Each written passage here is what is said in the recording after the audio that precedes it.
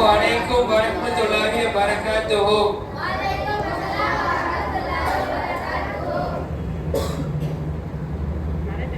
இது ஒரு ஹஜ் செய்து திரும்பிய ஒரு சகோதரர் தெருவில் நடந்து போகிறார்.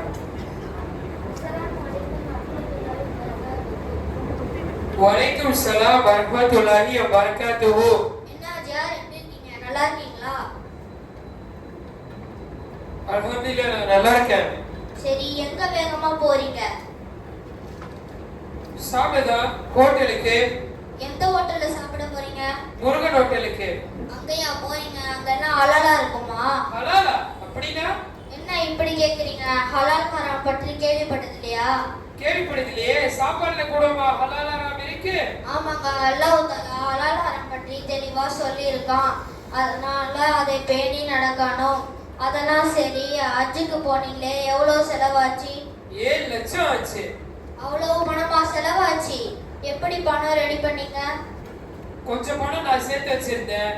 மீதி பணம் தெரிஞ்சவங்க கேட்டு பார்த்தேன், யாருமே தரல. அதனால லோன் போட்டேன். என்ன லோன் போட்டீங்களா? அப்ப வட்டியும் போடுவாங்கல்ல? அதுல என்னங்க தப்பு இருக்குது? எல்லாரும் வட்டி போட்டு தானே போறாங்க. இல்லங்க, வட்டி கொடுப்பதும் வாங்குவதும் அல்லாஹ் தஆலா ஹராம் என்று சொல்லியிருக்கான். இது ரொம்ப கடுமையான விஷயம். வாங்க சொல்லிட்டாங்க, வாங்க தொழுகைக்கு போலாம். தொழுகைக்கா? நான் சுத்தமா இல்லையே. என்ன சுத்தமா இல்லையா? கடமையான குளிப்பா சாதாரணமான குளிப்பா? அது என்ன கடமையான குளிப்பு சாதாரண குளிப்பு? குளிக்கிறது எல்லாமே குளிப்பு தானே. இல்லங்க, இஸ்லாத்தில் குளிப்புக்கு விதிகள் இருக்கு. கடமையான குளிப்பு இல்லாம தொழுகை ஏற்கப்படாது.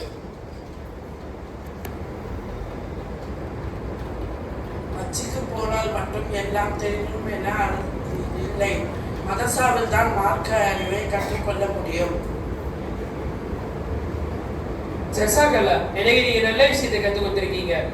ஹஜ்ஜாக இருந்தாலும் சரி, நோம்பாக இருந்தாலும் சரி, தொழுகையாக இருந்தாலும் சரி, அவைகள் வணக்கம் தானே தவிர அவைகளை செய்து விட்டால் மட்டும் மார்க்கத்தை முழுமையாக தெரிந்து கொள்ள முடியாது.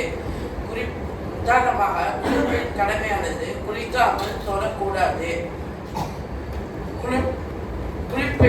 அந்த குளிப்பை நிறைவேற்ற மார்க்கத்தில் சட்டங்கள் உள்ளன. அந்த சட்டத்தின்படி குளித்தால்தான் குளிப்பு நிறைவேறும்.